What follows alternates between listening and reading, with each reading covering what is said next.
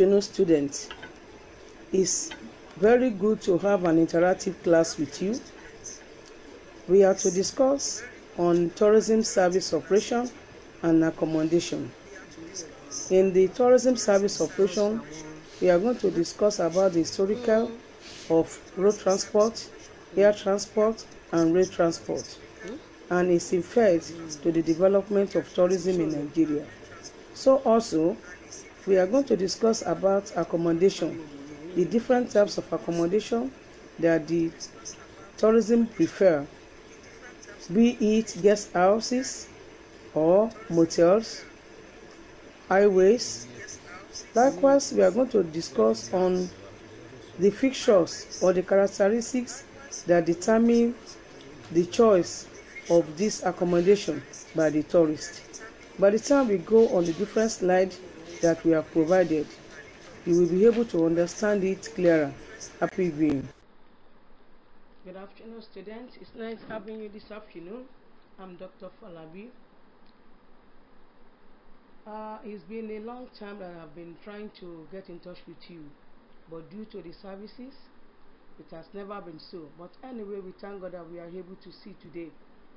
Well, I'm welcoming you to TSM 143, which is Tourism Service and Operation. We are going to learn about what the tourism is all about in terms of the operations, be it in rail, by air, and by other means, and other component of services that is related to the operations of tourism. So by the time we begin to go with our lesson, you will understand it more. However, I'm so happy to have you right now with me, and I hope you will enjoy the little time we are going to stay together to have our interactive class. You are welcome. Thank you. Tourism service and operation. Tourism service and operation. We are going to discuss about tourism service and operation as also tourism accommodation. However, the introduction of what I have discussed is in three modes. When we are talking about the types of the modes of transportation in Nigeria, we are talking about the road transport, the rail transport, and the air transport, and various types of accommodation, which I said will be discussed thereafter. The objective of this study, tourism service and operations and tourism accommodation, is to have the knowledge on the development of the various modes of transport, and also to be able to identify different types of transportation and to examine the importance of transport in the production of tourism, and to have the knowledge of the structures of the natures of accommodation and understand the factors that must be considered while viewing aspects of tourism accommodation. Well, we've come to one of it, which is the railway transportation. We will begin with historical development of railway transportation. As you can see, railway transportation has begun since 1898 to 1991, that is from Lagos to Ibadan, and this was later extended to Jeba in 1901, that is from Lagos to Ibadan, and later extended to Jeba in 1909, which gave room to the development of Jeba Bridge, that is the constructions of that bridge, and that bridge was linked in 1915 to Kano-Baro line, which had earlier been completed in 1911. Another railway began from Port Harcourt in 1916 and was extended to Jos. The video version of this is for you to be able to see the different kinds of the rail transportations that we have. You can see the one in Africa, that is to say our own in Nigeria, and other ones in the developed country. Well, I hope as time goes on, we shall also reach there.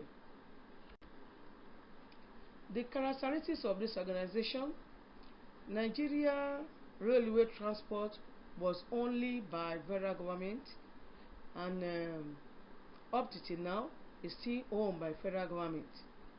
Railway became a statutory body in 1955 What I meant is that they have their own license and they were real assume the full responsibility of managing and operating the system as a commercial. Railway provide opportunity for long haul bulk between the north and south.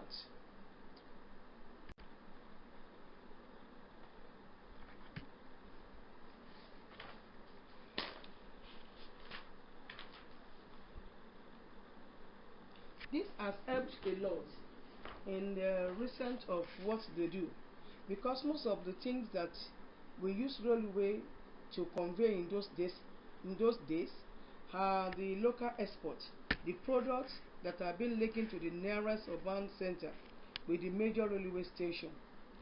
Oyo was linked with Ibadan. That was also in 1906, and this has been very good. And the second objective of this railway is to reduce the train stroll into the Highland province. The prospect and liberalization of railway corporation.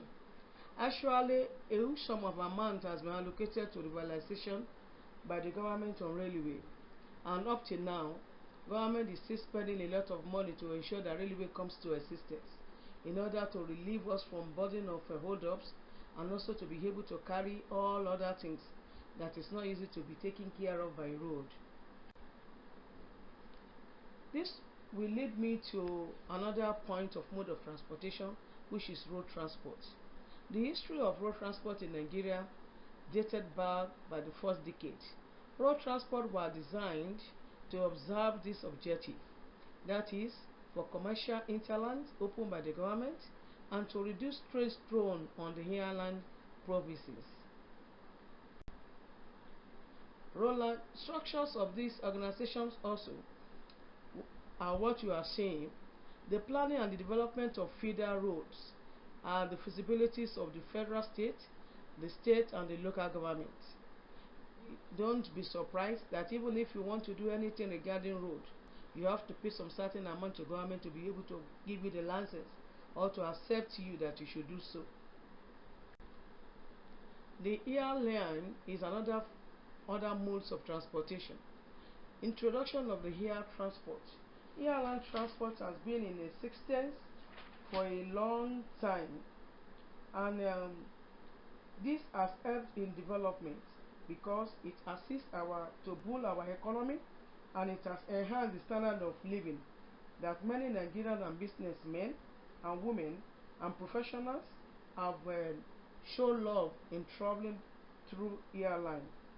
The general increase of this demand for this air transport and the federal government realization of this potential is because of the economic development, which it has been part of what it has increased.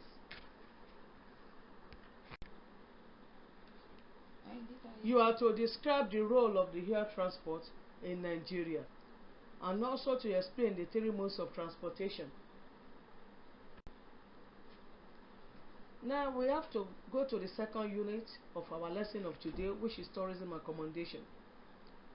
When we are talking of tourism, we are talking of a movement from one particular place to another, which by and large will involve accommodation and feeding. So in view of this, tourists have various types of accommodation, be it the one that is called the highways, the one that is in urban, or that is the one that is in the city. However, in tourism accommodation, we have other ones that are referred to as guest houses. All these are to make tourists to be more comfortable wherever they are. So the various types of accommodations are in series.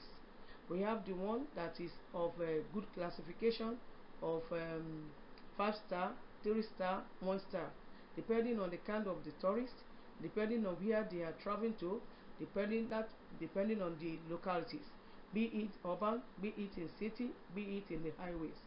Classifications of accommodation.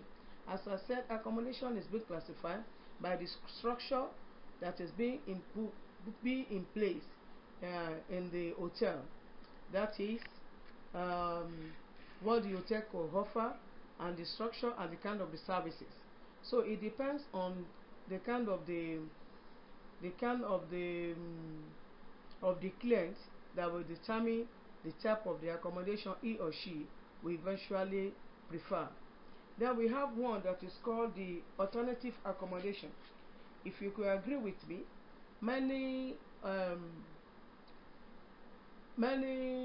individuals, including the religion basis, have gotten an accommodation for their people.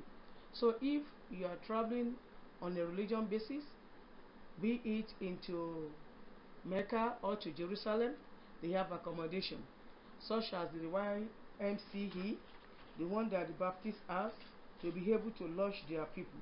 So all these are there to make their people to be more comfortable, other than going to the normal types of accommodation, which is general. Then principal consideration of relevance of accommodation. When we are talking of accommodation, we have a lot of things to be considered. We have principal consideration of the host, of culture, the relative, the ecological, and the environmental considerations. These are the things that we need to put into consideration. Then tourist accommodation. Tourist accommodation, we need to market our accommodation in order to be able to get lodgers. With the picture that's been depicted, it shows the kind of the beddings which will attract the customer via media or via looking at it through online, to be able to know what they are expecting in the room that they want to pay for. So various types of clients that uses accommodation, as it is in today Nigeria, we love to look at or see what exactly they want to pay for. So this picture depicts the kind of the accommodation that the clients will love to see before they eventually pay. And how do they get this information? They can get this information via medium, via signboards, and other means. The exercise I want you to do here is to mention and explain two kinds of travelers that use tourist accommodation. In conclusion, tourist potentials and tourist accommodations relevance to the course of study are of good things that we need to look at. No one ever loves to travel without having in mind of what he or she intends to do. So by and large, the event of traveling is to go for a potential which centralizes on our course of study, which is tourism service and operation. How the services will look like, what kind of operation will you be engaged in, or that will give you a support wherever you go. Thank you very much.